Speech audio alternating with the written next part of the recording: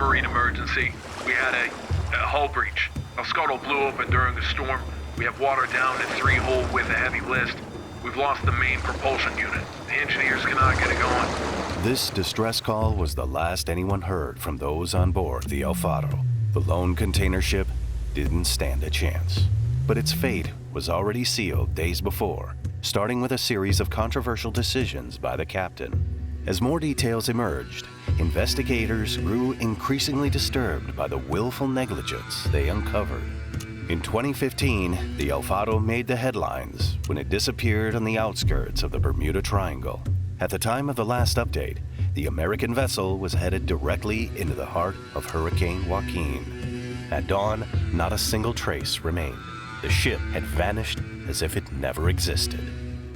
A year later, the last recorded conversations were recovered, and they shed light on what had happened before the mysterious disappearance.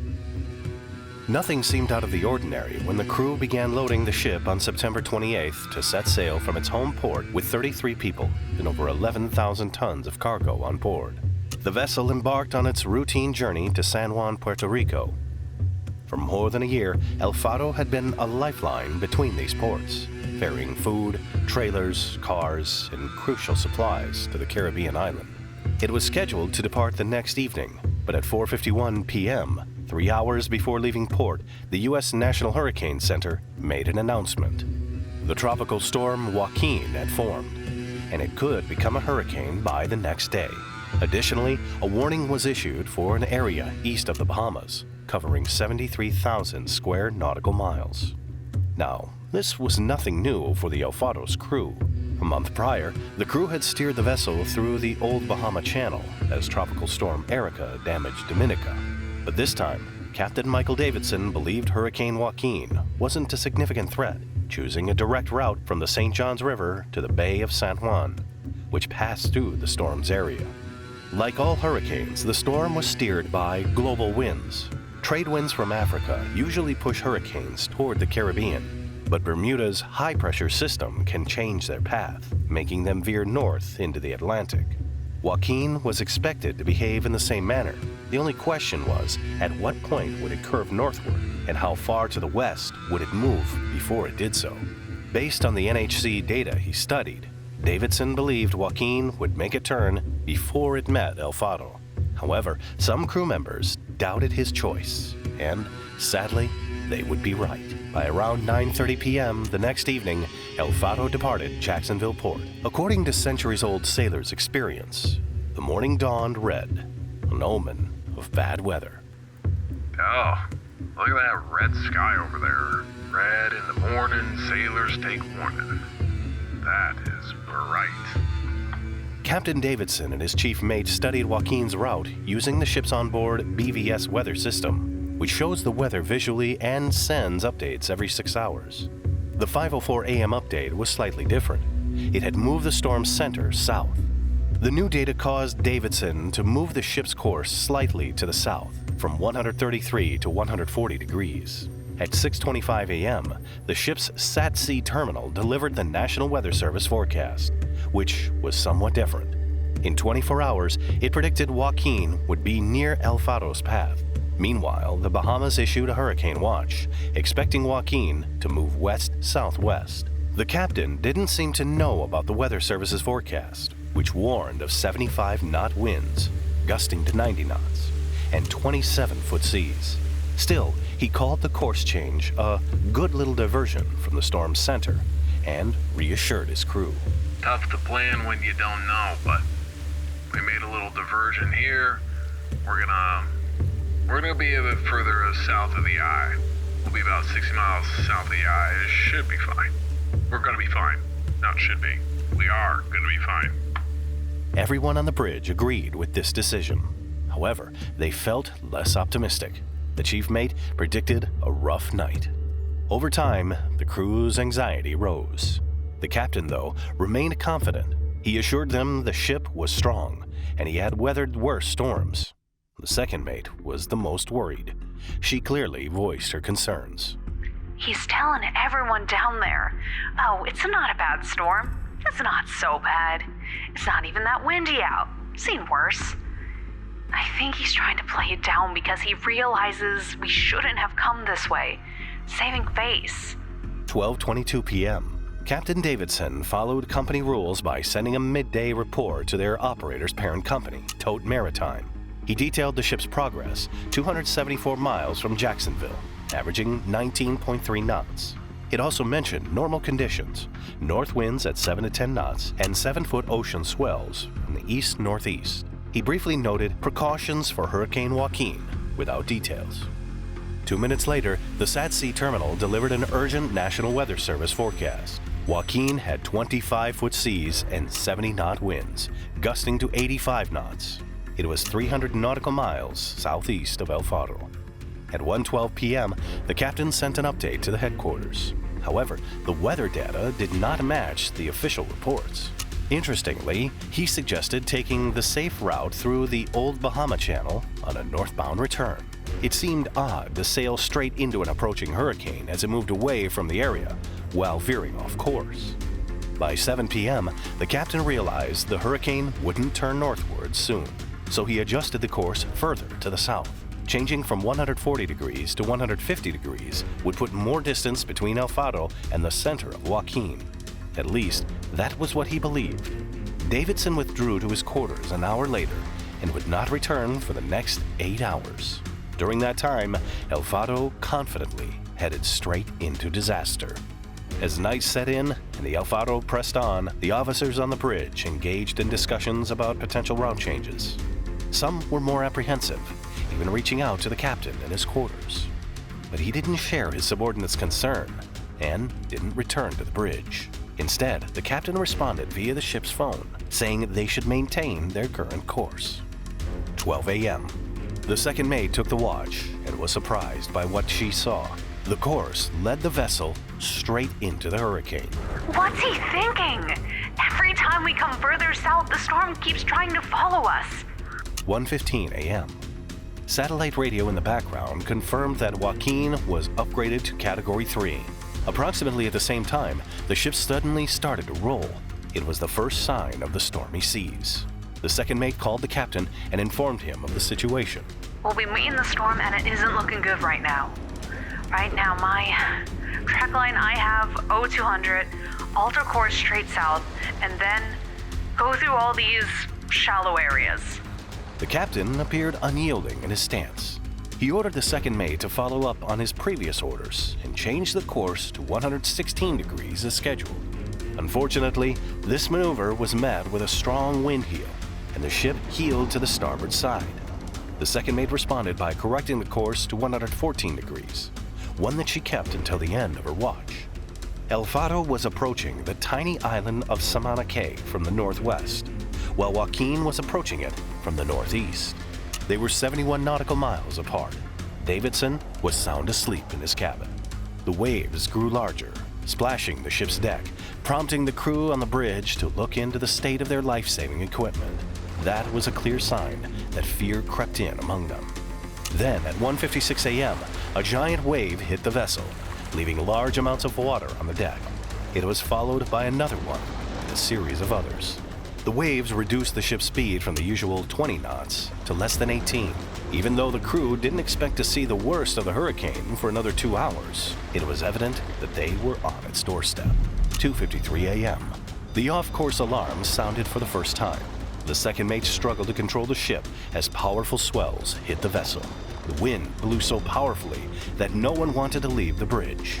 Unfortunately, the crew could not know how strong the wind was, as the only anemometer, an instrument that measures wind speed and pressure, was broken. However, the Voyage Data Recorder, or VDR, noted a 58-knot wind at 3:30 a.m. The second mate made another course alteration to fight the wind, but she could do nothing to reduce speed. The ship was now sailing at 16.8 knots. 3:45 a.m. The chief mate arrived to take over the watch and found that the El Faro had developed a starboard list up to 15 degrees while gradually losing speed. The wind and waves were sweeping over the vessel from port to starboard, steadily increasing in strength. The chief mate further altered the course to reduce the list without much success. By 4:04, the ship's speed was already reduced to 10 knots. The second mate, who withdrew to her cabin, was desperate. She wrote to her mother in an email. Not sure if you've been following the weather at all, but there's a hurricane out there, and we are headed straight into it. Category 3 last we checked. Winds are super bad, and the seas are not great. Love to everyone. On the contrary, the captain, who showed up on the bridge at 4:09 a.m., showed no concern for the situation. While the engine crew pushed the engine to its limits, needing to blow the tubes multiple times. This process reduced engine power each time. El Faro encountered a critical issue. Its main oil sump was underfilled, missing the advised 27 inches. This shortfall hindered oil flow to the engine, which is crucial for lubricating essential components. A sudden pressure drop risked halting the engine, potentially leaving the ship adrift in the storm.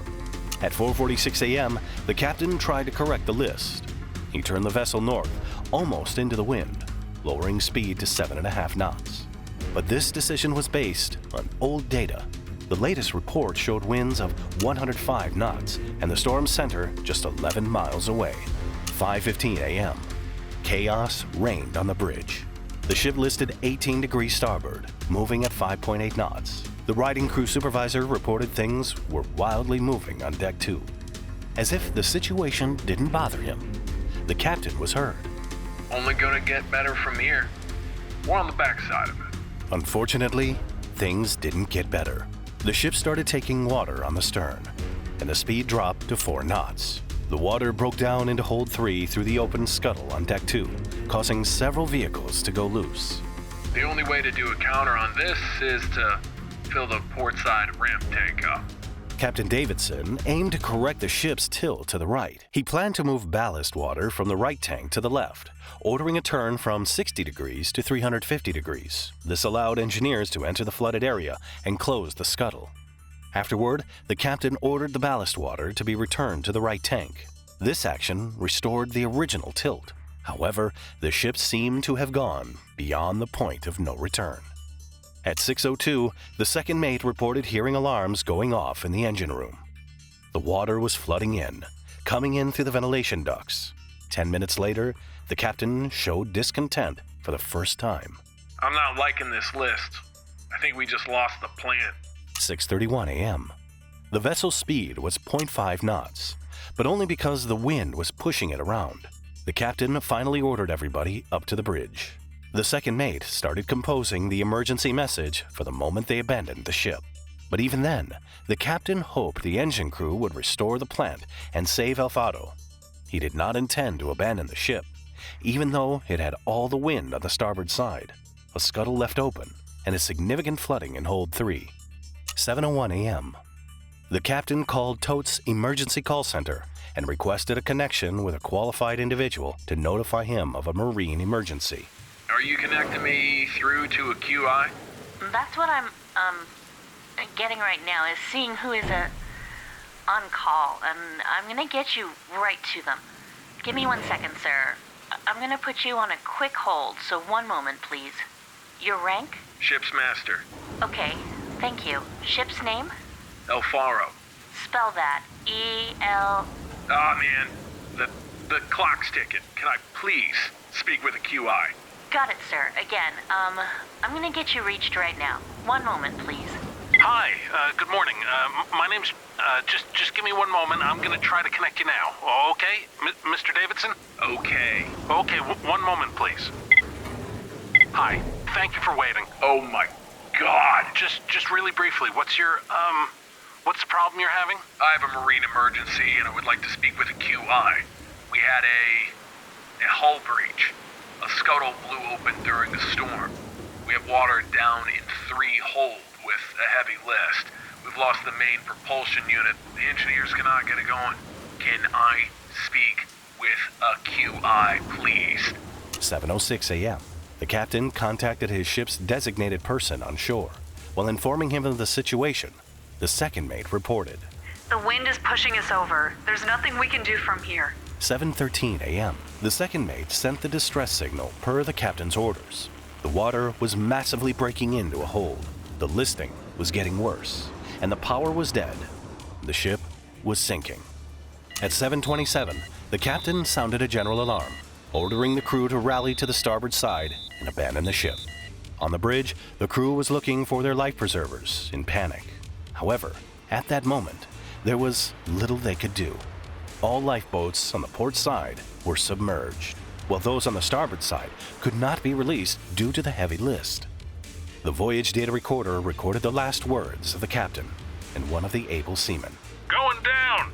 You're not going down. Come on. I'm a goner. No, you're not. It's time to come this way. Silence. A couple of minutes later, El Faro plunged into the depths of the Bermuda Triangle. The crew of 33 stayed on it almost to the last moment. If any of them were lucky enough to make it out, they were left to the mercy of a wild, stormy sea. At 7:30 a.m., the Coast Guard in Virginia learned that El Faro was trapped in Hurricane Joaquin. It had lost power, was tilted at 15 degrees, and was unreachable. They sent an Air Force C-130, the only craft able to find and contact the ship. The Coast Guard tried to locate El Faro's EPIR beacon. This beacon automatically activates when a ship sinks. However, it only works with satellites in low orbits, which may not always be available. By 10:30 a.m., all efforts to contact the El Faro had failed.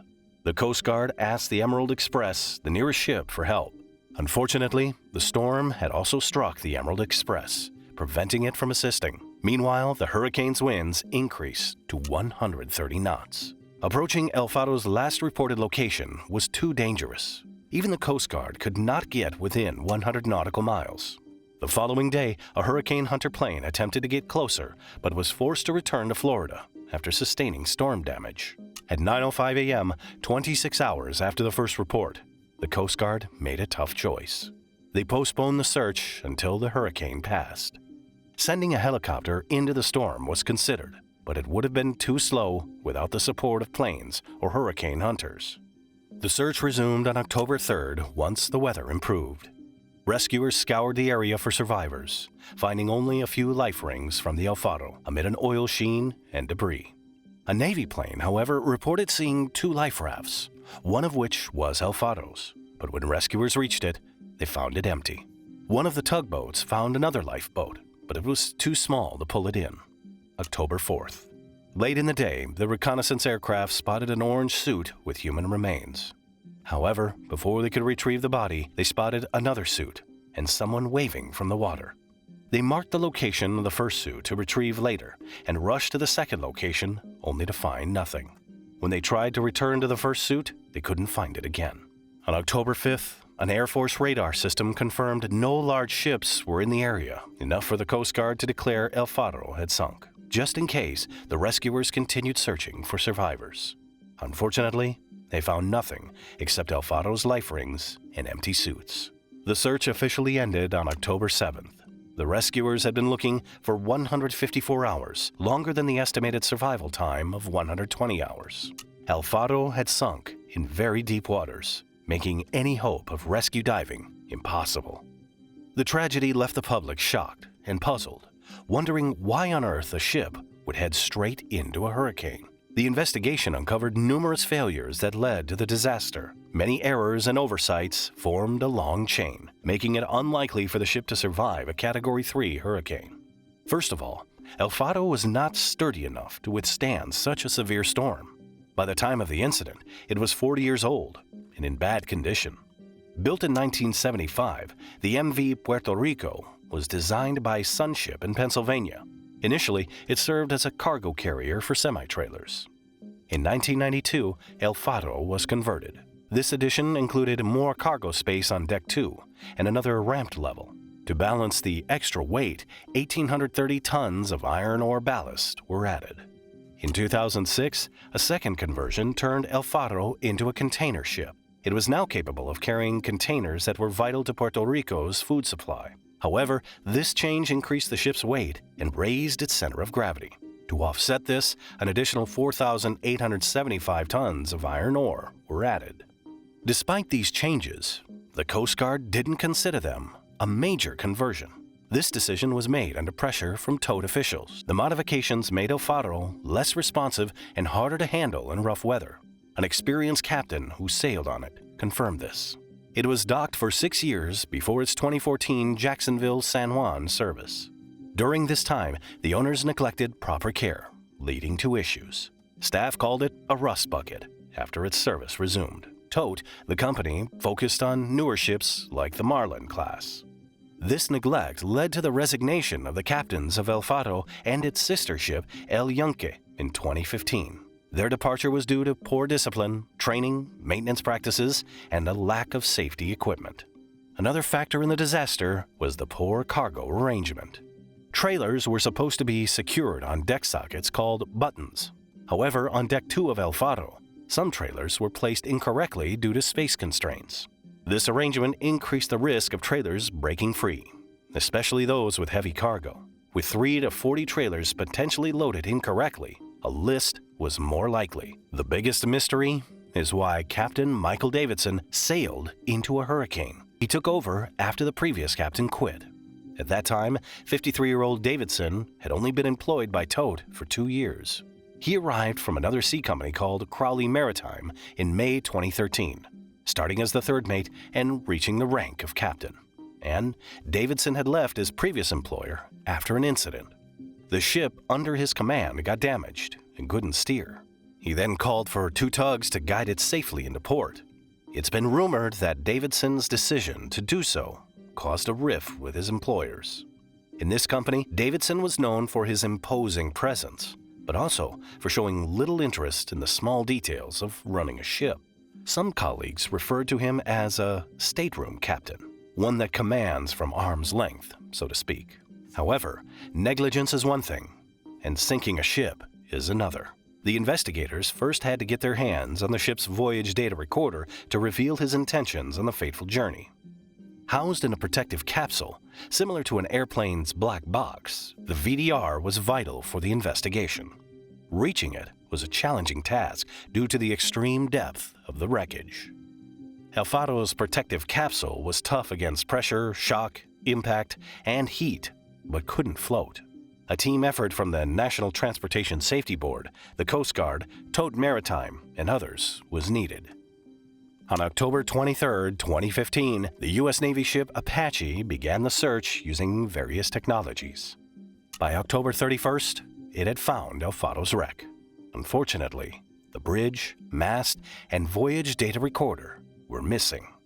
In April 2016, the ship Atlantis and the vehicle Century found these missing parts. The Apache then returned in August 2016 and successfully retrieved the VDR, which was crucial for understanding the disaster.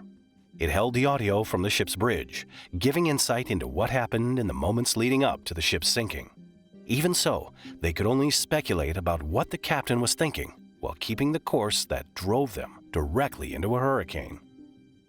According to NTSB investigators, one factor that could have caused the captain's behavior was that his job security was in question.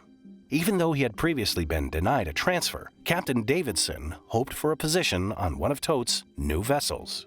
Inspectors found that the captain was determined to reach San Juan on time, no matter the weather. Tote officials said they rejected his first request for the Marlin-class vessel. However, they offered him a second chance.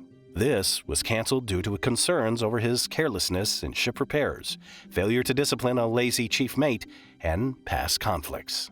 His mental state likely influenced the captain's decision on El Faro's final voyage. He expected the storm to turn north and planned to stay south. He relied on outdated weather data. Moreover, his past success in risky situations might have made him underestimate the danger. He downplayed the storm, comparing it to experiences in Alaskan waters. This skewed his judgment. His poor choices and ignoring the weather's severity led to the tragedy. The ship's poor condition, company negligence, and bad cargo management worsened the situation. The disaster's aftermath was arguably a failure. The investigations led to safety recommendations, not charges. All 33 people aboard the El Faro were declared missing and presumed dead. Tote settled the wrongful death cases to avoid a trial revealing its neglect. We can't bring back the 33 lost lives, but their legacy lives on in improved safety in the maritime industry. Watch this episode next if you found this video interesting. Please add a like and leave a comment if you want to support the channel.